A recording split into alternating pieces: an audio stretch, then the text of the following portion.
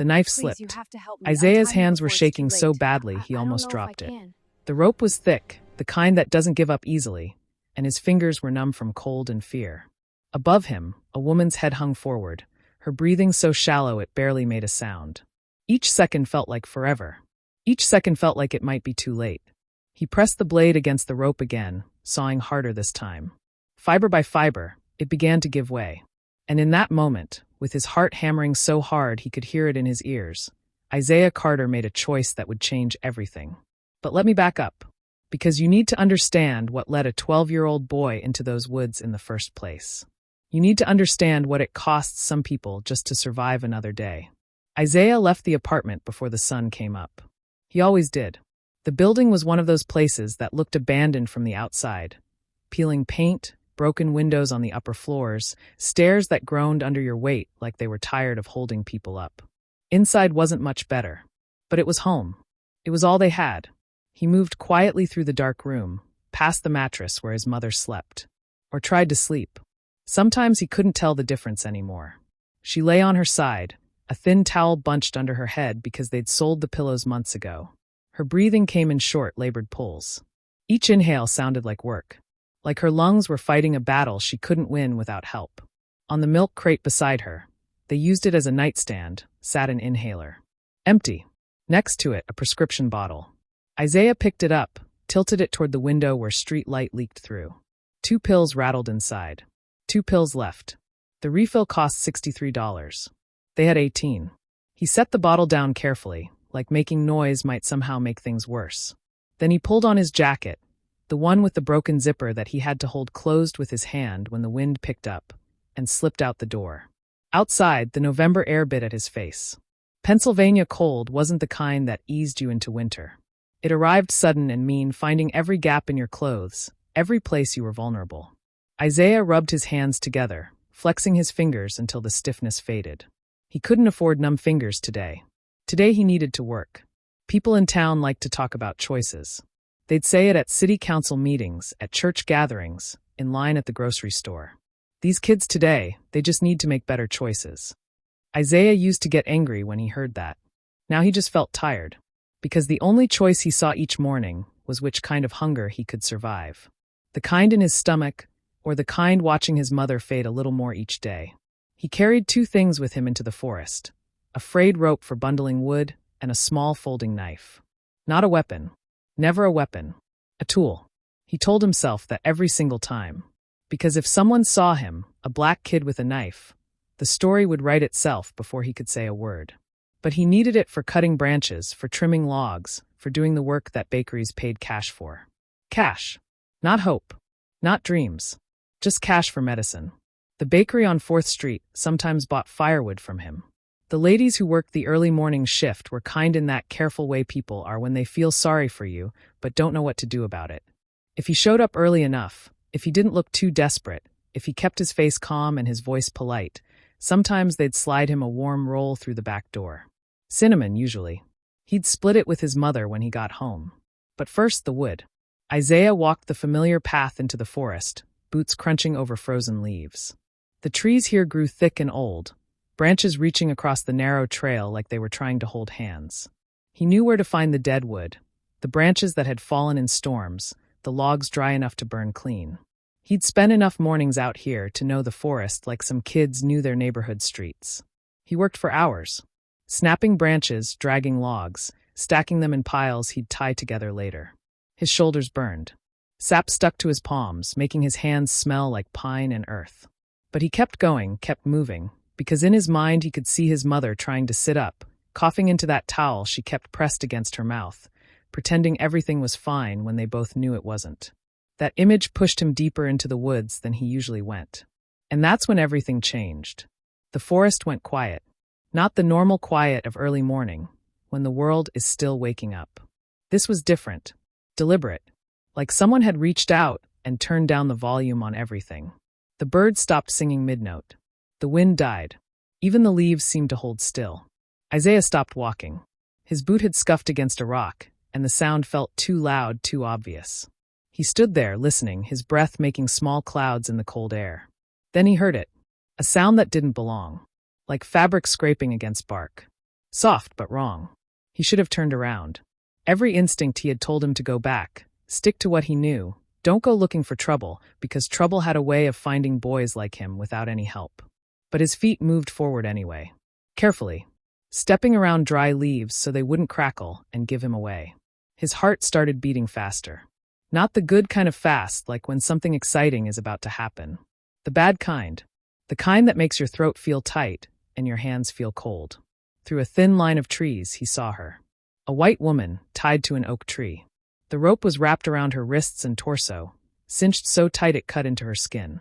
Her hair hung in her face, matted and dirty. One eye was swollen, almost completely shut. Her knees had buckled, and she was sagging against the rope like it was the only thing keeping her upright. Like without it, she'd collapse into the leaves and never get up. Isaiah froze. His first thought wasn't heroic. It wasn't brave. It was ugly and automatic and born from a lifetime of watching what happened to kids who looked like him. Don't touch her. He'd heard the stories. Everybody had. A black kid near a hurt white person, and suddenly the kid became the story. The suspect. The threat. It didn't matter what actually happened. It didn't matter what the truth was. The narrative wrote itself, quick and vicious, and by the time anyone bothered to check the facts, the damage was already done. Isaiah took one step backward. Then the woman's chest moved. Barely. A breath so shallow he almost missed it. He stood there, one foot behind the other, balanced between running and staying. Between safety and something he couldn't even name. His mother's face flashed in his mind. The way she looked this morning, struggling to breathe, running out of medicine, running out of time.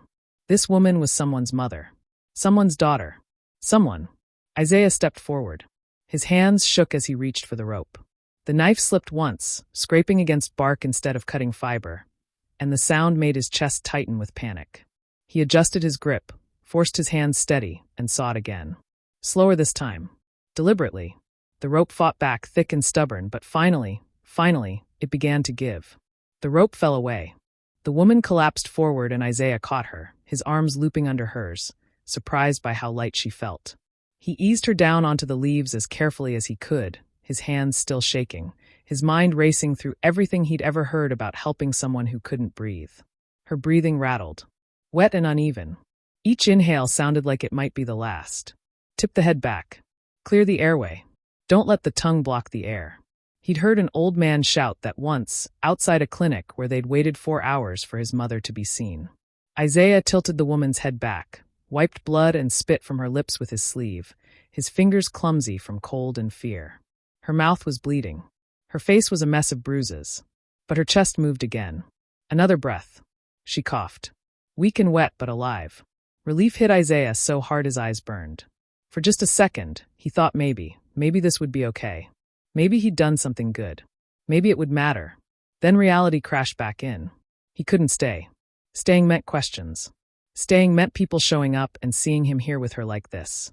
Her torn coat, the bruises on her wrists, the rope marks already darkening on her skin, and making assumptions that had nothing to do with truth. No version of this ended well for him if anyone found him here. Isaiah stood up and ran. He crashed through the tree-line onto the road, waving his arms, his voice cracking as he shouted for help. A pickup truck slowed, tires crunching on gravel. The driver leaned out the window, suspicion written all over his face, until Isaiah shouted again, frantic and desperate, about a woman dying in the woods. The next few minutes blurred together like a nightmare you can't wake up from. Sirens screamed closer. Red and blue lights cut through the trees, painting everything in flashes of emergency. Paramedics rushed past Isaiah with a stretcher, their boots pounding the ground. Police followed behind. Slower. Their eyes already fixed on Isaiah. An officer grabbed his wrist. Hard. Too hard. Where did you find her? Why were you out here? What's the knife for? Isaiah tried to answer. He tried to explain. She was tied up, he cut her down, he ran for help, but his words tumbled over each other, desperate and jumbled. He pointed toward the forest. He pointed at the woman. He tried to make them understand. The officer's grip tightened. Another cop picked up the rope from the ground, holding it up like it was already evidence with Isaiah's name attached. Someone nearby muttered something about how this didn't look good. A woman whispered to another bystander, shaking her head. Isaiah couldn't hear what she said, but he saw her face. They put him in the back of a police cruiser. The door shut with a heavy, final sound that made his stomach drop to his feet. Through the window, Isaiah watched them load the woman into an ambulance. Her hand twitched once, pale against the white sheet, and then she disappeared inside. Nobody looked back at him. Nobody asked if he was okay. Nobody seemed to care that he was 12 years old and alone and terrified. The cruiser pulled away from the forest, and Isaiah stared out the window at the trees passing by. Somewhere in that apartment with the peeling paint, his mother would wake up soon. She'd reach for the inhaler that didn't work anymore. She'd count the 2 pills left in the bottle. She'd wonder where her son was. And Isaiah would sit in a cold room, trying to explain why doing the right thing looked so much like doing something wrong. The room smelled like old coffee and fear. Isaiah sat at a metal table, his hands folded in his lap because he didn't know what else to do with them. The chair was too big for him. His feet barely touched the floor. On the wall behind the officers, a clock ticked so loud it felt like it was counting down to something terrible.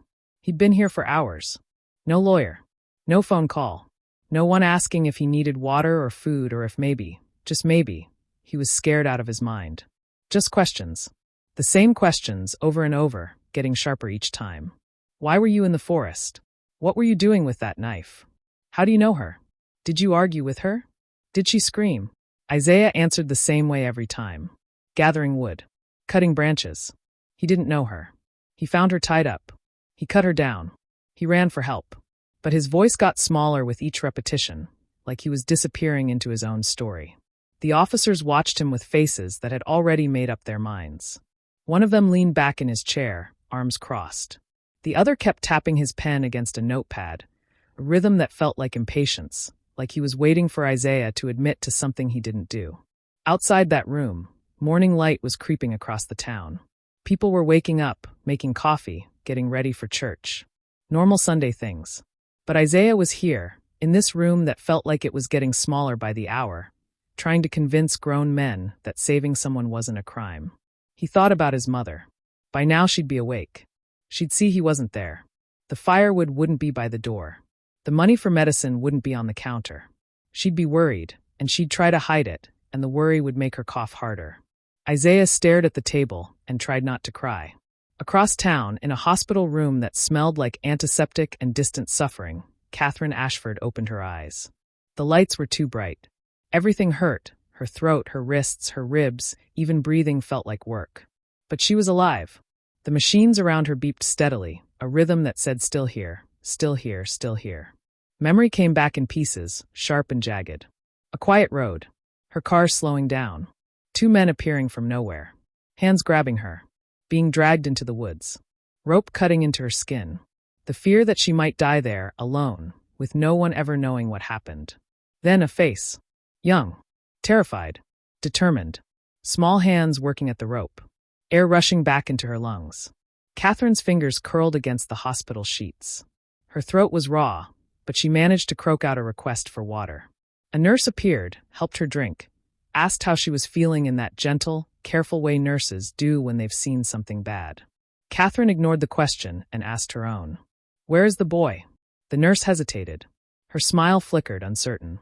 There, still figuring things out. Something cold settled in Catherine's chest. What does that mean? The police are handling it. They'll update you soon. I want to speak to them. Now. The nurse started to protest, something about rest, about giving statements later. But Catherine cut her off with a look that made it clear she wasn't asking. Within 20 minutes, 2 detectives stood at her bedside, notebooks out, ready to ask their questions. They started with the attack. What did she remember? Could she describe the men? Did she know them? Where had they taken her? Catherine answered, but her patience was running thin. Finally, she interrupted them mid-question. Where is the boy who cut me down? The detectives exchanged a glance. One of them cleared his throat. The child is being held at the station. Just until we sort out all the details. Held. Catherine pushed herself upright despite the pain shooting through her ribs. That boy saved my life. Silence filled the room. The kind of silence that said they hadn't expected her to say that. Ma'am, we're just following procedure. That boy, Catherine repeated, her voice going cold in a way that made both men straighten up, cut me free. He brought me back from the edge. He ran for help. And you're holding him. One detective shifted uncomfortably. There were some inconsistencies we needed to. Where is my car? Catherine interrupted. It was found abandoned about a mile from where you were located. And my phone? Taken by the assailants. We're working on tracking it. My car has a dashcam, Catherine said. Front and rear. It uploads to cloud storage every 30 minutes. The detectives looked at each other again. This time, something changed in their expressions. We recovered the camera from your vehicle, one of them admitted. It was damaged, but our tech team said the storage chip might be intact. Then stop talking to me, Catherine said, her voice like steel, and go watch that footage. Now. They set up a laptop in her hospital room. Catherine insisted on being there, on seeing it with her own eyes. 2 detectives, a tech specialist, and a uniformed officer crowded around the small screen as the video loaded. The footage was shaky at first. Catherine's car driving along a quiet stretch of road outside town. Then it slowed. Stopped. 2 men approached from the shoulder, walking with the kind of casual confidence that said they'd done this before. One of them leaned close to the driver's side window. His head turned, just for a moment, and the camera caught his neck in perfect clarity. A tattoo. Dark ink, distinctive pattern. Unmistakable. The room changed. One detective leaned forward so fast he nearly knocked the laptop over. The other muttered a name under his breath, then pulled out his phone and started making calls. The uniformed officer stepped outside, speaking urgently into his radio. Catherine watched them move with sudden purpose, watched the investigation pivot in real time. You know them, she said. It wasn't a question. That mark, the detective said, still staring at the screen, belongs to a crew we've been tracking for 2 years. Robberies, assaults, they've been connected to at least 6 major cases, but we've never been able to pin them down. They're careful. Professional. Not careful enough, Catherine said quietly. The next hour moved fast. They pulled records, cross-referenced the tattoo, ran facial recognition on the second man visible in the footage. Catherine's stolen phone started pinging towers on the east side of town. They triangulated the signal to a warehouse near the old industrial district. A tactical team was assembled. No sirens, no lights, no mistakes. They moved in at dawn, quiet and coordinated. 3 men were arrested without incident. Catherine's phone was recovered from a table, still powered on. So were items from 4 other robberies, laid out like trophies. By the time the sun was fully up, the case had cracked wide open. Back at the station, Isaiah heard the change before he understood it. Footsteps in the hallway, moving faster than before. Voices pitched higher, urgent. Doors opening and closing.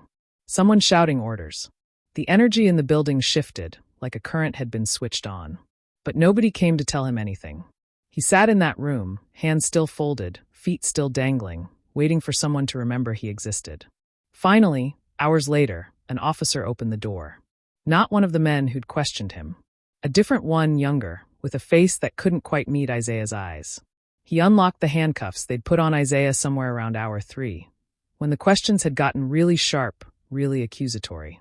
You're free to go, the officer said. Isaiah didn't move. He'd learned not to trust sudden changes. What? New information came to light. You're no longer being detained. What information? The officer shifted his weight, still not looking directly at Isaiah. The woman you found, she confirmed your account. And there's been an arrest in the case. The actual perpetrators. Isaiah stood slowly, his legs stiff from sitting so long.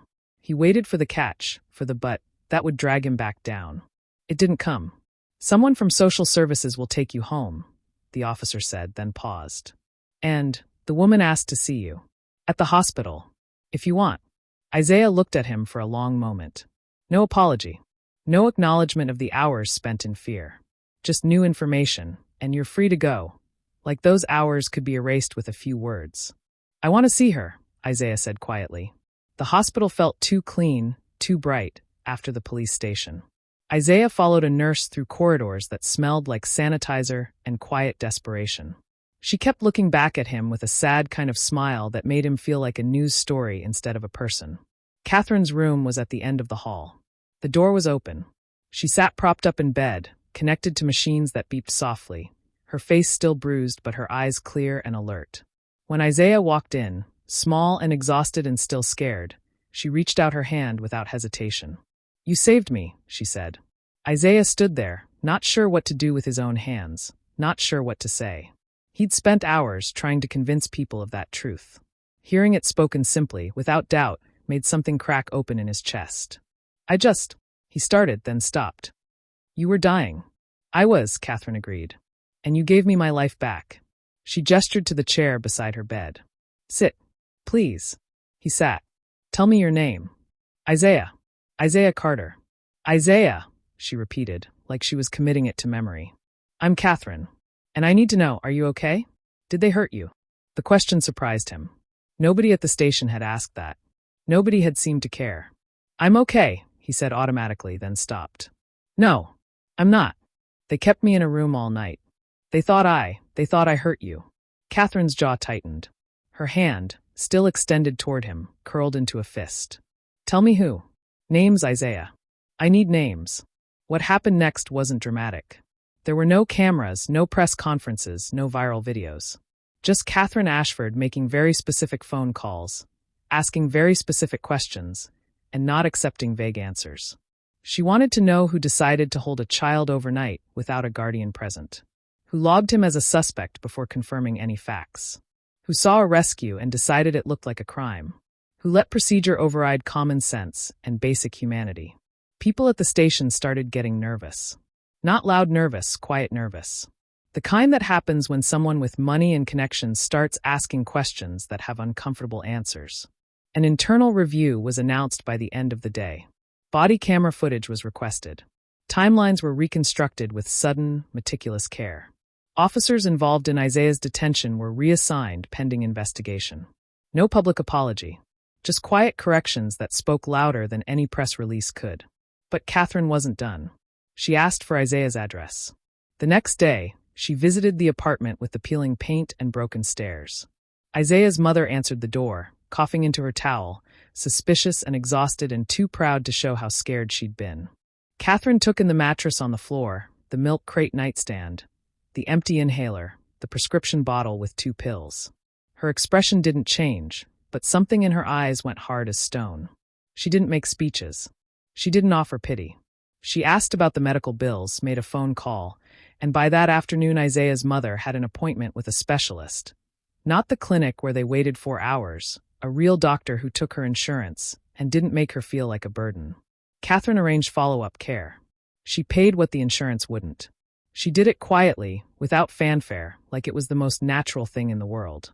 Then she offered Isaiah's mother a job. Real work, with training and benefits and hours that respected illness instead of punishing it. No charity, no handouts. Just an opportunity that had been missing before. At the school, calls were made. Isaiah's absences were reviewed with new context. The gaps in his education, caused by hunger and fear and survival, were addressed with tutors instead of threats. A scholarship fund was established, quiet and specific, with paperwork thicker than the rope Isaiah had cut in the forest. The bakery on 4th Street stopped charging him for the rolls they'd been sliding through the back door. The owner pressed a full bag into his hands one morning and told him to keep his head up. In town, people talked. Some said the kid got lucky. Others said he'd always seemed like a good boy. A few stayed quiet, remembering how quick they'd been to doubt, how easy it had been to assume. The forest went back to being just trees. But Isaiah noticed something had changed. When people looked at him now, they saw a story they couldn't twist. Not easily. Not anymore. Months passed without ceremony. Isaiah stopped waking before dawn to chase firewood. Mornings came slower, quieter. His mother breathed easier, her cough softening, her strength returning in stubborn, gradual increments. She wore clean uniforms to work now and came home tired in a way that didn't scare him. School stopped feeling like a war zone. Teachers spoke to him instead of around him. He learned to raise his hand. He learned that questions weren't traps. Tutors filled the gaps with patience, one lesson at a time. Catherine didn't hover. She checked in through letters, brief phone calls, updates handled by people who knew how to help without turning it into a spectacle. When Isaiah saw her again, months later at a quiet lunch, she simply thanked him. No debt attached. No weight to carry.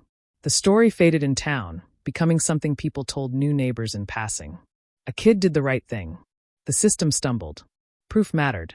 Some people learned. Others pretended they always would have believed. Isaiah understood something then, something important. Saving Catherine hadn't changed the world. It had changed his path through it. He still walked past the forest sometimes. He'd stop at the tree lean and remember. The unnatural silence, the woman tied to the oak, the moment his fear argued with his conscience. He remembered choosing to help anyway, even when every instinct told him to run. The future didn't depend on trees or luck or staying silent anymore. It depended on him staying that same boy who made the hard choice when no one was watching. And he did. Because courage isn't something you find when the world is fair. It's what you choose when the world is stacked against you, and you do the right thing anyway. Isaiah learned that in the forest. And he carried it with him, every single day after. This story is about more than one boy and one woman. It's about the assumptions we make before we know the truth. It's about systems that see danger in a child asking for help.